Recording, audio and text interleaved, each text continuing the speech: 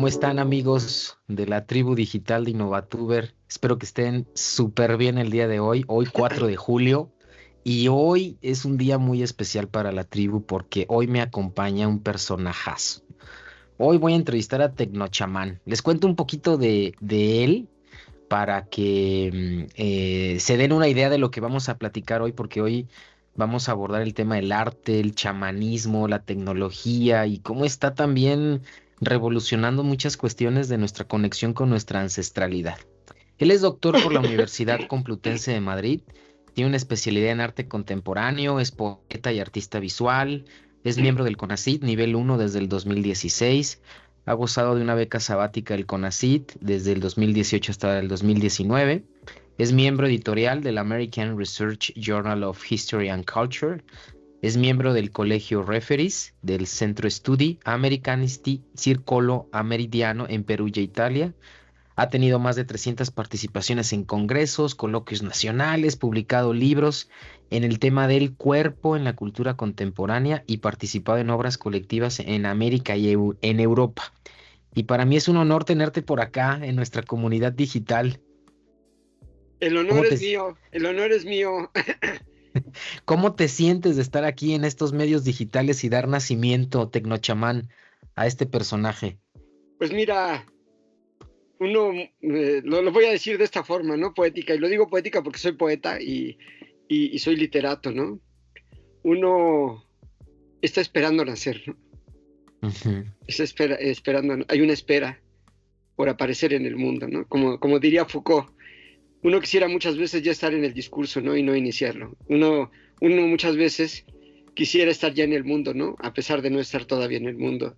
Sé que es una paradoja y no podemos explicarlo, ¿no? ¿Cómo es que uno, sin estar en el mundo, ya anhela estar en el mundo, ¿no?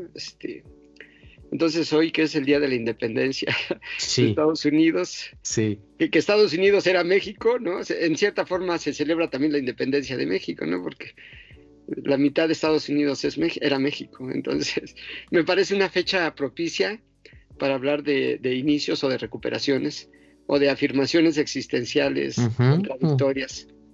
Y de liberaciones, ¿no? Al fin Sí, y al cabo es esta exploración del ser libre, ¿no? Tecnochamán, a ver, cuéntanos un poco. Hablabas del nacimiento como el proceso, pero el nacer duele, ¿no? Y cuando platicábamos antes de entrar en línea, era esta cuestión del el chamanismo, hay mucho desconocimiento alrededor de lo que hace un chamán, de lo que no hace. Los vemos luego en las redes sociales o en algún libro, pero ¿qué onda? ¿Por qué el chamanismo? mira, eh, podríamos decir que muy sencillo, ¿no? Diríamos que el chamanismo, el chamán, la figura del chamán, es una figura intermedia entre el ser humano y las Ujú. fuerzas sobrenaturales o una realidad sobrenatural, o sea, más allá de lo percibido ordinariamente. Este ser, por llamarlo en cierta forma, entre mundos, reúne a la Tierra, a lo sobrenatural de la Tierra, porque digamos que el ser humano ordinario solo percibe lo natural de la Tierra, pero la Tierra es también un ser sobrenatural.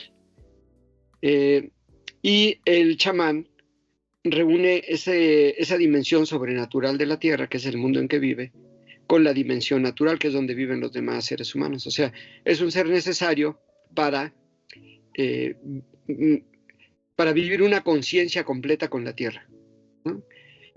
Al vivir nosotros en un mundo que es el mundo capitalista, ¿no? Que le ha declarado la guerra a la Tierra, ¿no? Desde el siglo XVIII. Recordamos siempre el tema de Nietzsche, ¿no? Cuando dice, ya murió Dios. Cuando Dios estaba vivo, el ser humano no se preguntaba qué era el mundo, porque el mundo era perfecto porque lo había hecho Dios. Así que todas las culturas que tienen como base la religión son culturas de larga duración y de avance muy lento, de avance histórico muy lento. Cuando se muere Dios y se queda la tierra como cuando hay una oficina, ¿no? Y hay que cambiar de jefe y se hace un inventario, dice Jean Baudrillard, pues entonces se pregunta a la gente qué es el mundo, ¿no? Y se empieza a hacer un inventario que es la enciclopedia. y a definir cada cosa, cada piedra, cada árbol, cada hoja, cada flor, cada monumento de cada país, y es un conocimiento, ¿no? Que hay que hacerlo. Entonces, entre otras cosas, las consecuencias de encontrarse de pronto en un mundo que no es el divino, es qué hay en la tierra, qué es la tierra. Entonces descubren que ese mundo que era el divino ahora es un mundo de materia prima que hay que transformar para convertirlo en artículos que se pueden vender. Así que llevamos unos siglos de saqueo de la tierra, eso que se llaman las teorías de extracción. Le hemos sacado a este cuerpo en el que vivimos todo, ¿no? Todos los minerales, todos los metales, el carbón, le hemos sacado el agua, le hemos sacado el petróleo, hemos envenenado. Es necesario, o más bien es lógico que este ser que ha sido dañado durante finales de 1800, vamos a pensar, ¿no? Al menos 250 años, que ha sido alienado, destruido, violentado, pues no esté bien, ¿no? ¿Y cómo se manifiesta la tierra? Pues por medio de su ser, que es su intermediario, su traductor, que es el chamán. Entonces, esta aparición de chamanismo en todo el mundo, ¿no? Los chamanes provienen de las culturas arcaicas, pero también hay una apuesta al día del chamán. Y la sociedad actual, pues, ha hecho un objeto mercantil, ¿no? De esta figura del chamán y de la práctica chamánica. Entonces suponen que un chamán es un curandero, ¿no? Es un curandero. Mi idea es que no es un curandero de personas, es un curandero de humanidad, ¿no?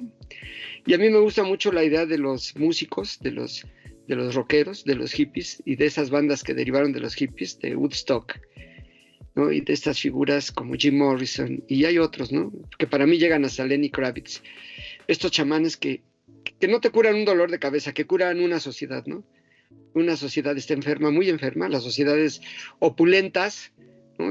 Creo que fue en el año 64 que hubo en Londres un congreso que se llamó la Sociedad Opulenta, y dice uno de los últimos de la escuela de Frankfurt, habla de una sociedad, creo que le llama sociedad terrorista, y dice, pensemos que son las sociedades del tercer mundo, ¿no? O sea, donde no hay una institucionalización del gobierno y hay poderes que destruyen, ¿no? Y habla de las desventajas, ¿no? De vivir en una sociedad terrorista, y dicen también, pero también hay cosas terribles en la sociedad opulenta. Pues la sociedad opulenta es la que ha destruido el mundo. Obviamente yo como le digo a la gente cuando platico en Europa de esto, es que ustedes, una vez me preguntaron, en Portugal, y eran casi puras doctoras, inglesas, francesas, españolas. Dicen, ¿qué piensas de, ahora que has estado, yo me estaba haciendo el doctorado, llevaba un par de años en Europa, y me dicen, pues ya que has estado acá, ¿qué piensas de los europeos? Y le digo, pues que es gente muy floja y que, no, le digo, que son países muy pobres y que la gente es muy floja. Dicen, pero ¿cómo se te ocurre decir que somos países pobres y somos de los más ricos del mundo? Les digo, es que históricamente para tener esa riqueza han saqueado todos los continentes. Han saqueado América Latina, han saqueado África, han saqueado Oriente, ¿no? Son muy flojos porque la gente en México trabaja, y en toda Latinoamérica, ¿no? Tiene 2, 3 trabajos y le anda rogando a Dios por el cuarto trabajo. Y yo no veo que se quejen. Y el europeo de todo se siente mal, está molido, qué pesado, ¿no? En Alemania, en Francia se quejan de todo. Es gente muy débil, es gente muy destruida, ¿no? Pero es destruida no gratuitamente, sino por ese sistema que destruye el cuerpo.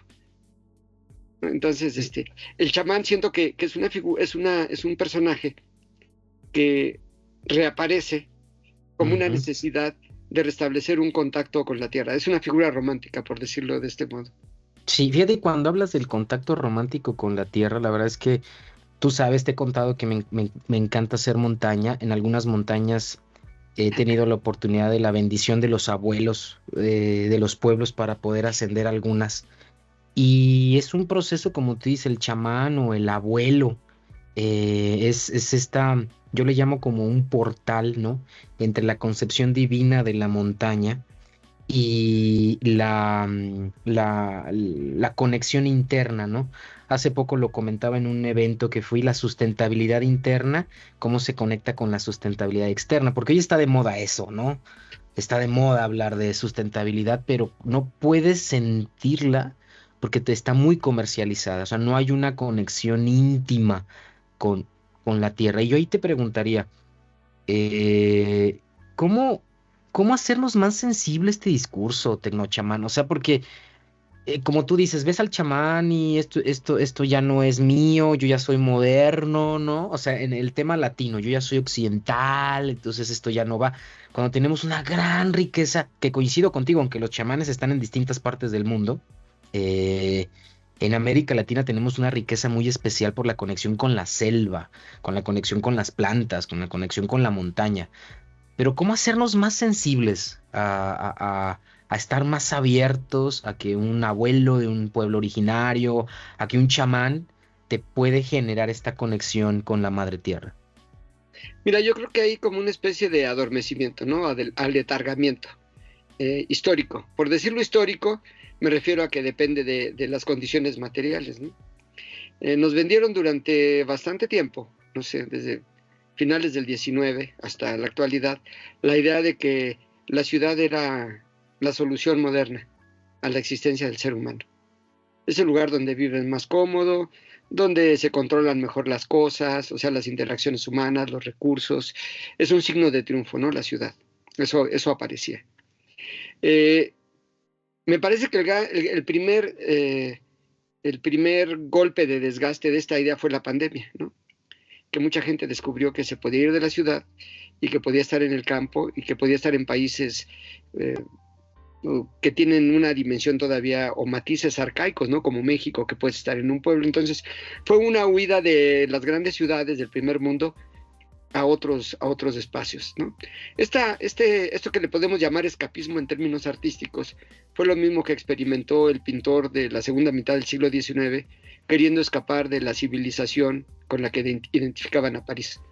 Entonces se van a distintos puertos, a distintos lugares. Port-Aven es uno de ellos, un pueblo del norte al norte de París que se parece a Guanajuato, curiosamente, un pueblo de montaña, y luego cada quien se va hasta donde puede, ¿no? O sea, Van Gogh alcanza a llegar a Arlé, su amigo Gauguin pues alcanza a irse a las islas del sur, o sea, cada quien quiere escapar, porque ellos entienden que hay una relación, como tú lo has dicho, sustentabilidad natural, sustentabilidad subjetiva. Ellos decían, hay una relación entre el control el desarrollo de la civilizatorio y el poderío del super yo sobre mi personalidad. Entonces decían, tiene que aparecer el ello. ¿Qué es el ello? Lo romántico, no el sentimiento, la pasión. Y ellos lo que hacen, ¿qué es la pasión? El uso de los colores fuertes, brillantes, formas abstractas, formas de sueño. El impresionismo, claro. Exactamente, en contra, no, y más allá del impresionismo, porque ya te estoy hablando a finales del 19, es la lucha contra la academia, la pintura académica. Entonces, pero cada rato vamos viendo estas cosas, ¿no? ¿Qué son los beatniks? Son chamanes, ¿no? Son chamanes académicos que tienen que dejar las universidades en Estados Unidos porque descubren que es una mierda ser un profesor de tiempo completo en una universidad donde todo está controlado, ¿no? Hay por ahí una anécdota de un profesor que quema un libro, creo lo rompe, no sé quién es, Ginsberg, uno de estos, Kerouac, y le ponen una demanda, ¿no? Por quemar un libro ahí de la universidad.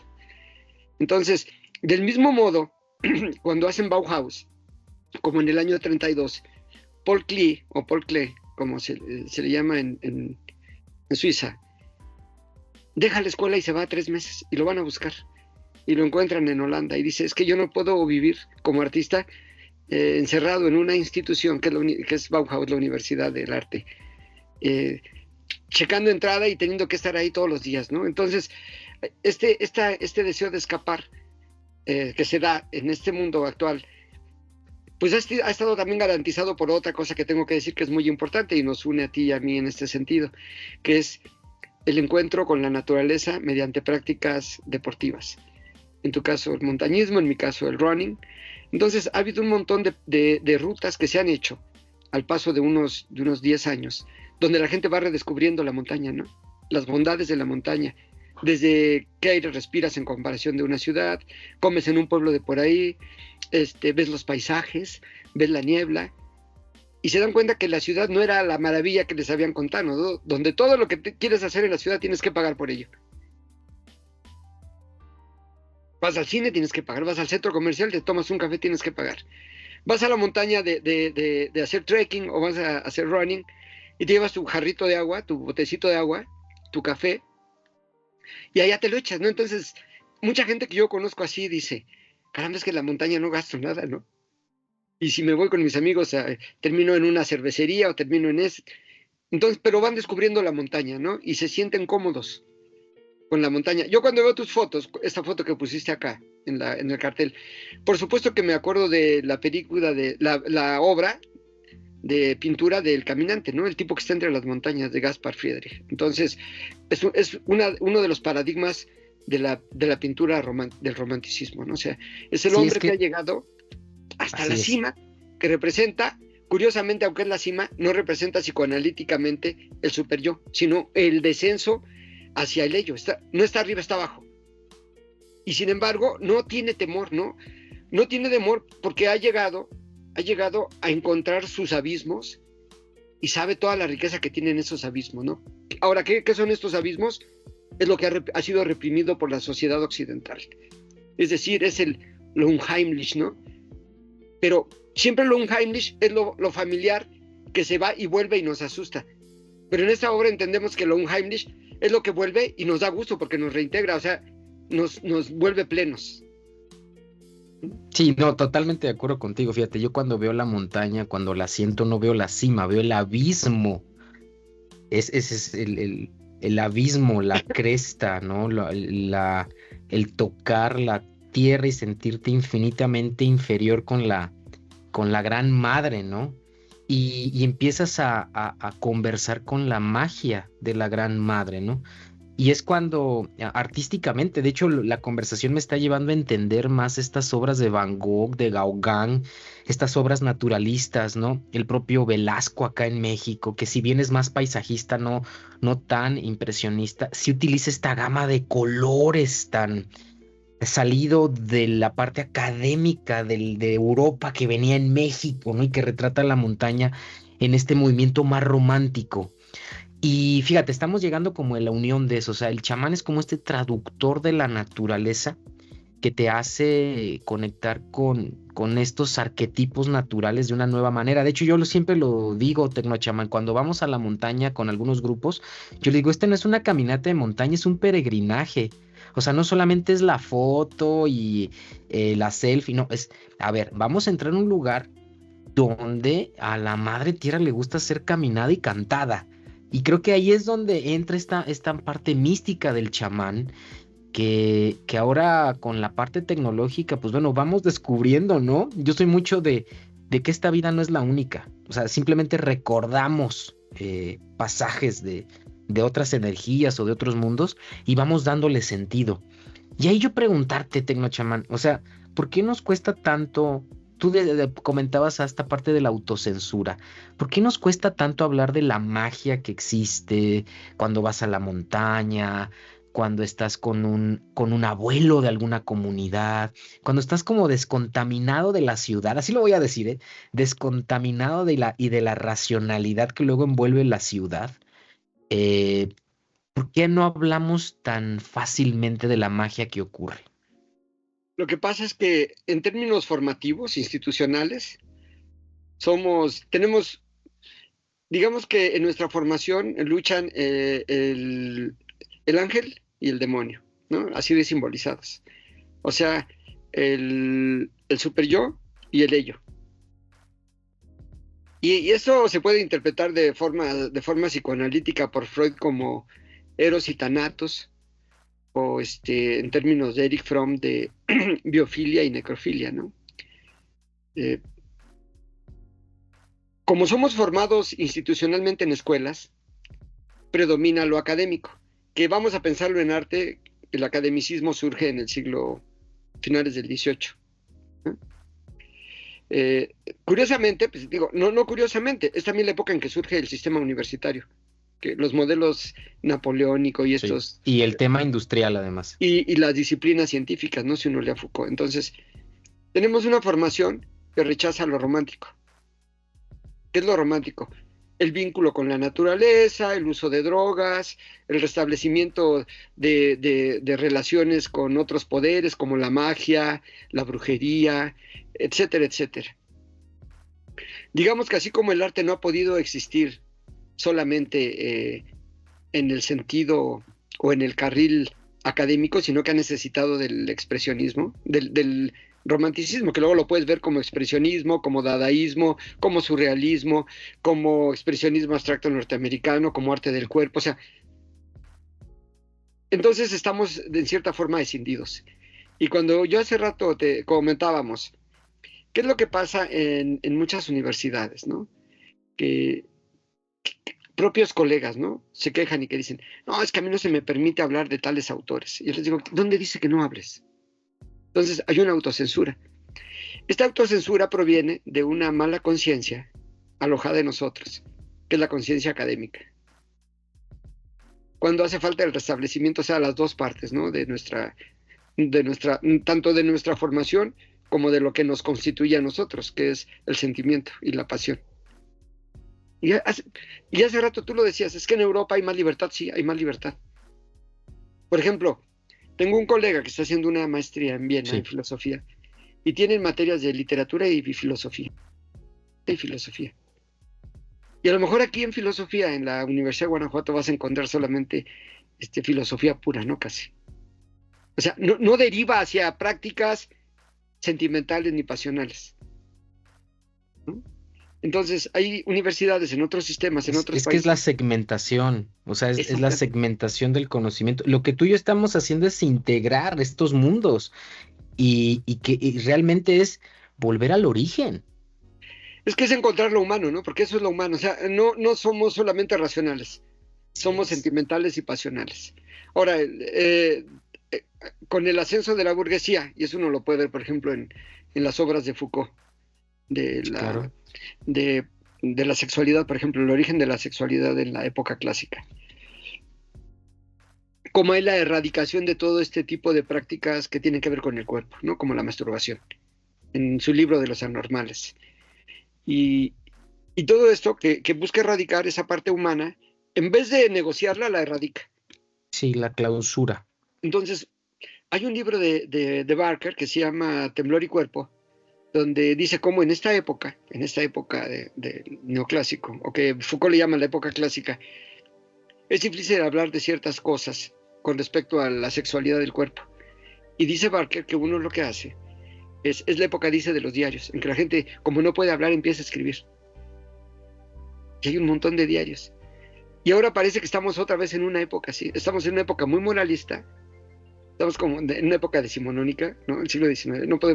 No se puede hablar de muchas cosas. Entonces, porque predomina la buena forma y el buen juicio y la buena moral. Pero, por ejemplo, dice Jean Clair, cuando habla él tiene un libro que se llama De Inmundo, Apofatismo y Apocatastás en el arte de hoy. Dice, cuando en el pensamiento social impera la moral, el arte se vuelve más abyecto. Se presenta cosas más terribles. ¿Por qué? Porque el ser humano se tiene que reintegrar a fin de cuentas. No va a ser un robot que puede ser controlado por un programa exclusivamente y ser un ser perfectamente aséptico y moral, ¿no?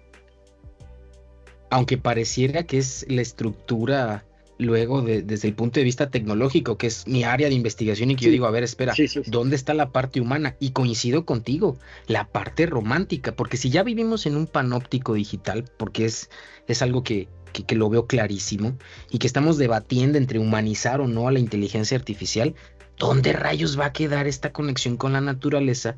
Va a quedar subyugada aún más a un tema comercial y productivo, y el romanticismo va a ser una muy buena referencia histórica nada más. Pero si te das cuenta, se ha incrementado el número de montañistas o de gente que va a montaña los domingos que tienen páginas. Es decir, han utilizado, a fin de cuentas, ¿qué es la tecnología? La tecnología, a mí me gusta mucho recordar lo que decían los griegos, ¿no? La herramienta creo que le llamaban al organón a las herramientas, y lo entendían como una extensión del cuerpo. Si una pinza es una extensión de los dientes, ¿no? Un destornillador es una extensión de tus uñas, ¿no? Tal. O sea, la tecnología no es otra cosa más que una extensión de nuestro cuerpo, en el mismo sentido. Por eso mismo existe en los mismos sentidos que existe el cuerpo. O sea, la red es una extensión de la conciencia humana. Digamos que tienes la red blanca y la red negra, la Deep Web. Las cosas más terribles, las puedes encontrar en la Dark o Deep Web, ¿no? O sea, no, digamos que hay controles y hay también estratos de conciencia en la red, ¿no? Así como que se dice, ¿no?, que en los bosques hay una conexión entre los árboles por debajo de todas las raíces, y hay bacterias que están comunicando todo, y hay una sola conciencia. Yo he hablado de esto en otras universidades, sobre todo de sociólogos, y les digo, no sé por qué existe la idea de que somos individuos, cuando es falso. En primer lugar, somos concebidos en otro cuerpo que no es el de nosotros. Y nacemos en un sistema que no soy yo individuo. Es un sistema donde está papá, mamá, hijo, hija o hija, ¿no? Aprendo un idioma que no es mío, que es un idioma colectivo. Vivo en una familia, en un grupo de amigos, en una escuela, adquiero una ideología. O sea, somos seres colectivos. La proyección, o sea, todo lo que es la internet es la proyección en conciencia de lo que es cada individuo. Pero esa también ya existía. Y la encontrabas en las religiones, en la política, en los procesos políticos. O sea, esto que acaba de pasar aquí en México, las elecciones, pues es un movimiento de conciencias colectivo, ¿no? Entonces, realmente, más bien somos seres colectivos, no somos seres individuales. Y ahorita hay un momento, yo diría, de apertura para reconquistar un espacio del cual habíamos sido excluidos, que es el de la naturaleza. Sí, coincido contigo, recuperar el espacio de la naturaleza, del cuerpo, porque también estamos súper desconectados del cuerpo, Sí. y del tema del arte. Y ahí yo quiero preguntarte esto, porque México, como tú lo sabes, y nuestra audiencia le compartimos, México es de los países que menos consumo cultural tiene. En otros continentes, estábamos hablando de Europa, el acceso cultural es a muy bajo costo. Hay museos internacionales donde tú puedes, y hay días totalmente gratuitos, o hay maneras pues de acceder a colecciones de muy alto nivel de manera gratuita. Y en México, a pesar del trabajo que se ha hecho en museografía y en promoción de la cultura, es de los países que menor consumo cultural tiene. Por consumo cultural me refiero a la visita a museos, a lectura, a la creación misma, ¿no? También hay mucha autocensura en la creación misma. Y ahí preguntarte, a ver, el tema del arte. ¿Cómo se vincula el tema del arte con el chamanismo y al mismo tiempo yo le llamo a la liberación de la creatividad, ¿sabes? O sea, creo que la creatividad está atorada, por más que nos decimos, es que hay que fomentar la creatividad en los jóvenes, en los adultos, que para el emprendimiento, que para el tema de innovaciones es la materia prima.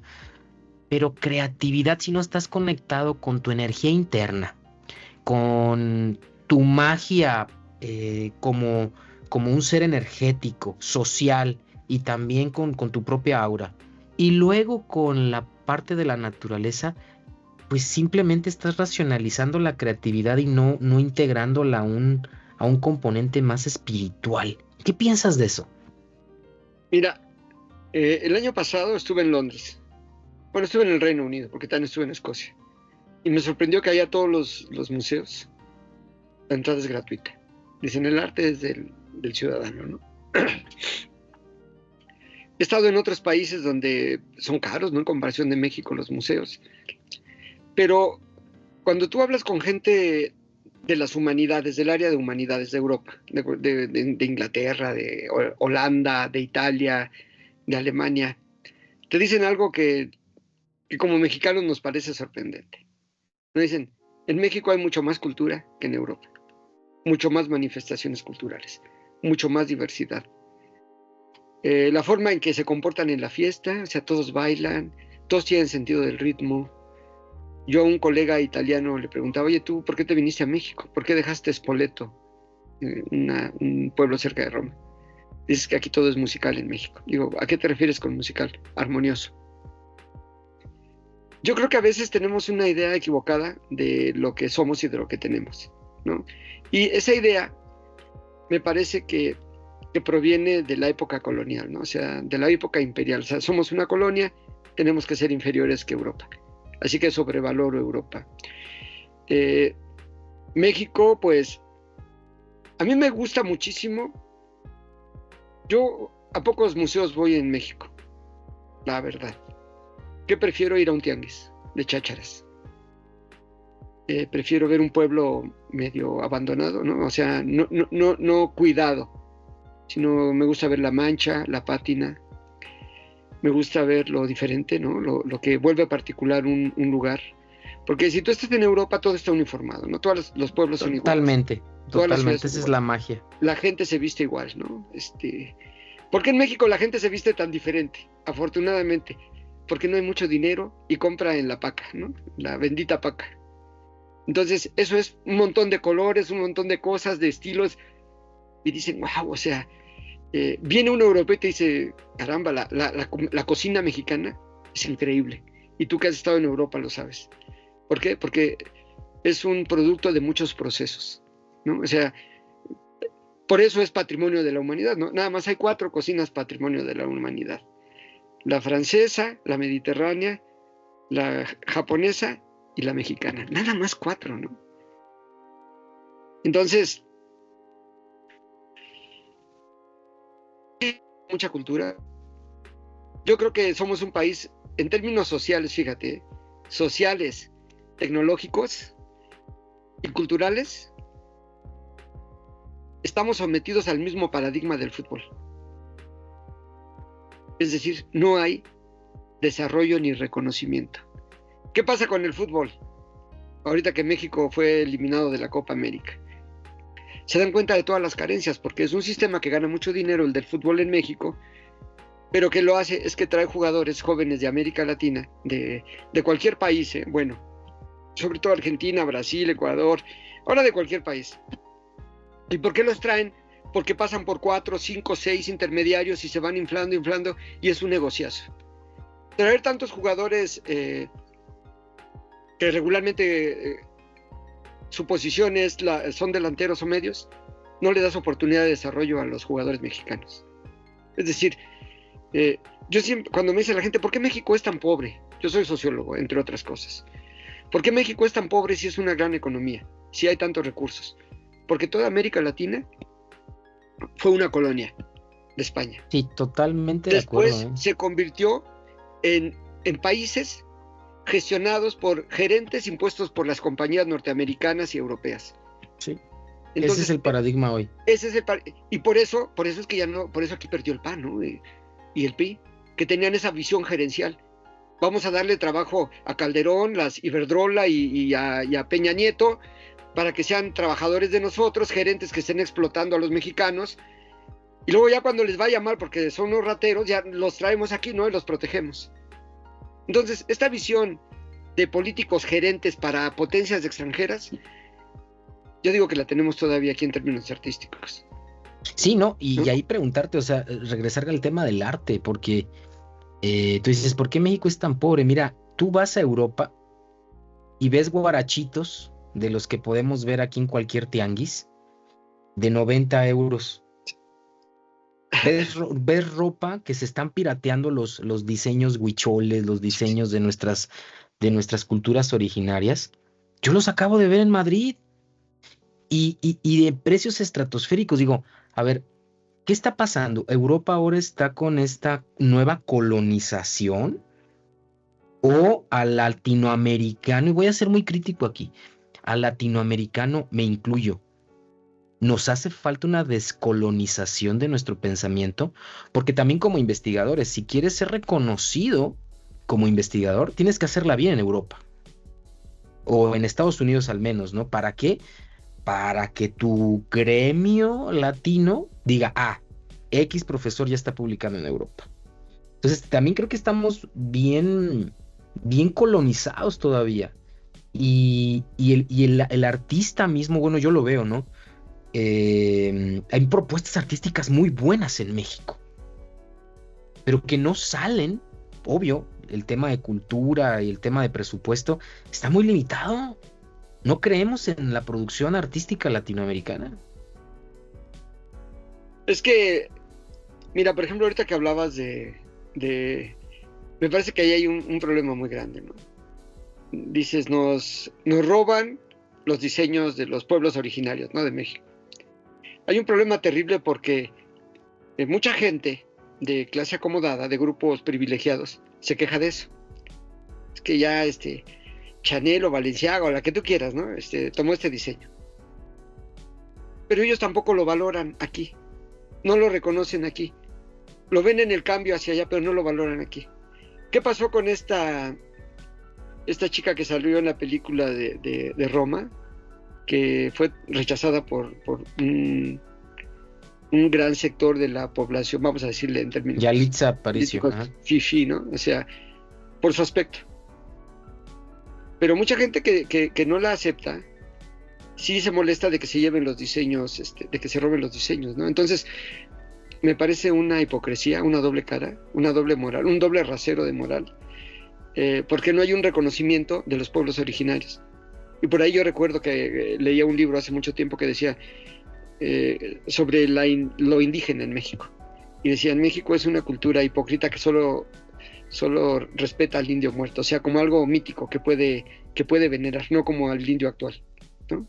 Sí, coincido. Fíjate que ahí con lo que estás reflexionando, y quiero compartir el punto, ahora está de moda, o se está empujando mucho, el tema de meter esta cultura de robotización, de habilidades tecnológicas en nuestros pueblos indígenas. Y hace poco vi una noticia y me generó mucho ruido y te la comparto porque hasta me gustaría hacer alguna propuesta artística alrededor de ello. O sea, ¿qué estamos perdiendo o qué se está generando al poner en la agenda pública, decir, tomamos niñas indígenas y las pusimos a hacer robots y combaten y ganan? ¿Qué estamos diciéndonos como sociedad? ¿Qué nos estamos convirtiendo como sociedad? Me generó mucho ruido porque ¿por qué no hablar más ya de los valores, valor social y cultural que tienen ya estas niñas por su propio origen étnico, su propia hasta descontaminación tecnológica que poseen? No, desde esta superioridad yo te incluyo para que no te quedes atrás. Pero yo te jalo, yo te digo qué es conocimiento y qué no. ¿Para qué? ¿Para que sean obreras en una planta americana o japonesa? Y dejen detrás, pueden ser poetas, pueden ser chamanes, pueden ser, no sé. O sea, ¿en qué queremos construir la visión del pueblo originario? Porque hoy se habla mucho de ello y lo comentábamos, ¿sabes? Sí. ¿Pero qué queremos? ¿Cómo visualizamos esa inclusión y desde dónde? A mí me preocupa porque pareciera que estamos haciendo el mismo ejercicio colonizador que nos hicieron las potencias hace cientos de años. Es que ese discurso está atravesado por ideales muy románticos, ¿no? Que son contradictorios. Y hay muchas trampas. Mientras hablabas yo estaba pensando que estos temas que estamos tratando, pues, en primer lugar, merecen como una agenda, o sea, identificarlos, ¿no? O sea, es muy difícil decir cómo se va a resolver algo, pero son muchas cuestiones que te digo, son paradójicas y contradictorias, ¿no? Son cuestiones propias de este momento. Aunque, como decíamos antes, esta confrontación entre el ser humano, la educación, la naturaleza, el arte, pues ha existido siempre, ¿no? O sea, entre la ciudad, la naturaleza, las instituciones educativas, un conocimiento que viene de otras áreas, de otro tipo de prácticas. Aunque esto ya ha ocurrido varias veces históricamente, justo ahora por la tecnología que tenemos, adquiere otra, o merece otra reflexión, ¿no? Porque nunca había existido esta diversidad y esta instantaneidad de poder llevar problemáticas, ¿no? De un lugar a otro. O sea, ya no de un lugar a otro, a un mismo lugar que es el lugar virtual. Sí, estos paralelismos, ¿no? Sí, Y esta liquidez, ¿no? Esta sociedad líquida que hablaba sí, Bauman, ¿no? También nos está trastornando nuestra percepción de la realidad, ¿no? Y por supuesto las conexiones neuronales, nada sí, más que no nos damos cuenta, no nos damos cuenta. Eh, para cerrar, nada más sí. para que no se nos alargue nuestra conversación, vamos a tener otras y proyectos, ya Claro, claro, lo claro. comentamos, de hecho. Sí, Yo quiero involucrarme más ya con producción artística, con claro, claro. fotografía, me encanta la Tenemos que poesía hacer obra también. diversa. Y yo desde esta área más de innovación y emprendimiento, Sí, pero que no se pierda que puede haber románticos desde estas áreas más sí, duras, que se requiere esta multidisciplina y esta integración artística. Yo creo muchísimo en el poder transformador que tiene el arte, ¿no? Que es como te llena y te traslada a muchos mundos, ¿no? Y por último, una pregunta que me gustaría mucho hacerte antes de irnos. Cuéntanos de tu obra. Tuve la oportunidad de ver tu obra chamánica en la montaña, la obra de tu esposa, que me pareció estas piedras sangrantes, me conectó tanto con el misticismo de la bufa. Lo voy a compartir en sí, mis redes sí, claro. sociales, esta propuesta artística, porque me conectó con la magia circundante de la montaña, ¿no? Y también de la muerte y de la vida que da, ¿no? Cuéntanos un poco de ello. Mira, pues ocurre que a mi esposa pues le gusta mucho. Ella fue la que me llevó, ¿no? A la montaña. A ella le gusta mucho. Obviamente con todo lo que yo traía sobre ideas de chamanismo y esto, porque yo soy de la época que uno leía a Carlos Castaneda, ¿no? Entonces leí todos sus libros cuando era chavo y luego me fui por otras lecturas ahí, místicas y orientales, ¿no? Y, y yo era antimontaña, pero cuando mi mujer me dice, vamos a la montaña, vamos a la montaña, vamos a la montaña, ¿no? Y luego, nos juntamos con corredores. Entonces, a mí me empezó a interesar dentro de esta idea que yo tenía. Yo tengo una idea que luego igual podemos platicar en otro momento, una idea sobre el chamanismo que no es la común, sino que proviene de cosas personales y de sueños, de prácticas y de una investigación histórica, ¿no? Y performática. Entonces, hay un momento en el año 2019 finales que nos dicen, oiga, nos invitamos a hacer una residencia de investigación en un castillo, Mühlberg, a 1 hora y media de Berlín. ¿Qué les gustaría presentar? Entonces, con el grupo que estábamos trabajando acá, que se llamaba Acción Chamánica, porque yo había desarrollado unos objetos sonoros para hacer performance chamánico, discutimos y pensamos, bueno, aquí en Guanajuato, en la Sauceda, se hacen unos venados y otros animales de ramas y de ramitas, ¿no? Y de raíces y todo, atados con lazo, con alambre o con lo que sea. A mí me gustaban mucho. Entonces, ese año había habido varios incendios, sobre todo uno muy grande en Australia. Entonces queríamos hablar de la catástrofe medioambiental. Entonces pensamos en ir estaba en un castillo medieval en medio de un bosque y tomar material de ahí y hacer unos cuerpos humanos y luego quemarlos. Mancharnos la ropa, exhibir la ropa y al final meter la ceniza en unos frasquitos con contenido, ¿no? Así como contenido de las medicinas, que es lo que tiene. Para hablar de la catástrofe medioambiental, que el ser humano está hecho de naturaleza y destruyes la naturaleza, te destruyes a ti mismo. Bueno, fue el 2020, se interrumpió eso porque cerraron las fronteras exteriores de Europa en el mes de marzo 17.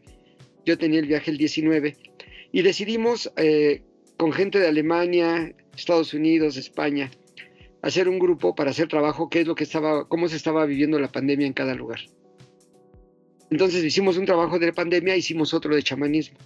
Empezamos a trabajar, ese no te lo he enviado, y se llamaba 4 elementos. Entonces trabajábamos con tierra, agua, fuego y viento.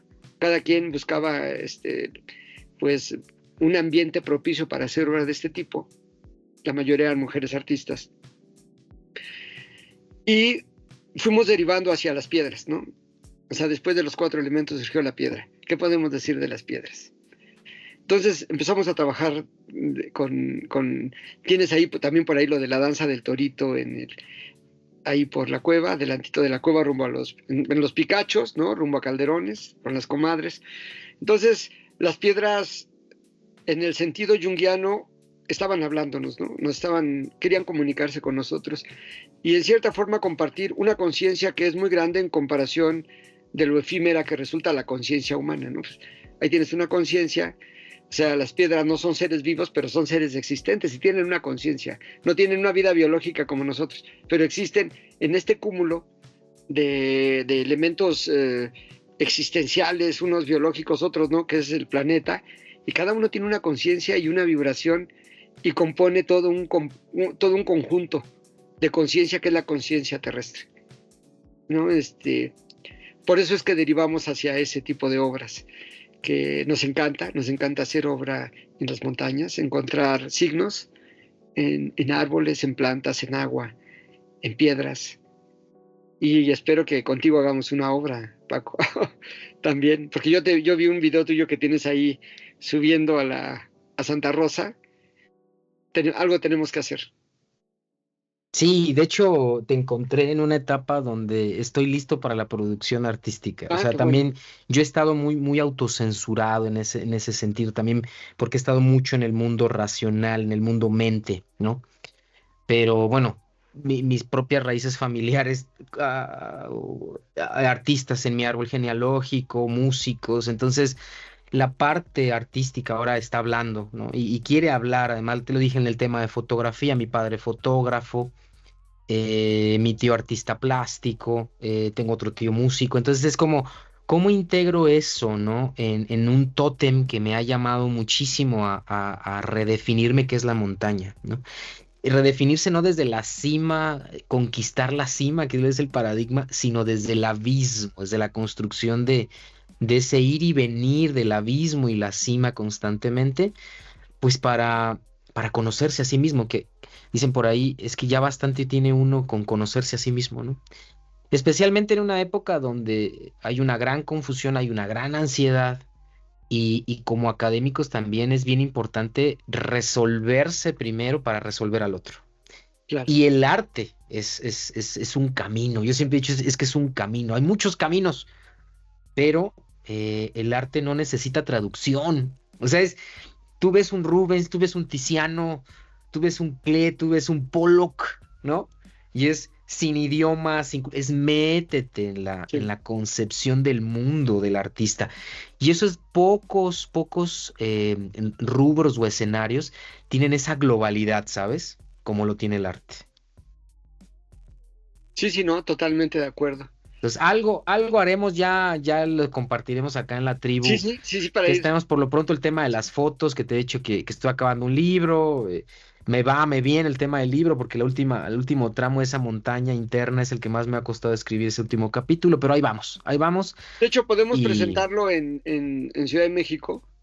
Tengo el súper, contacto ya con gente de Bellas Artes, que estamos trabajando con un grupo para hacer performance y cosas así.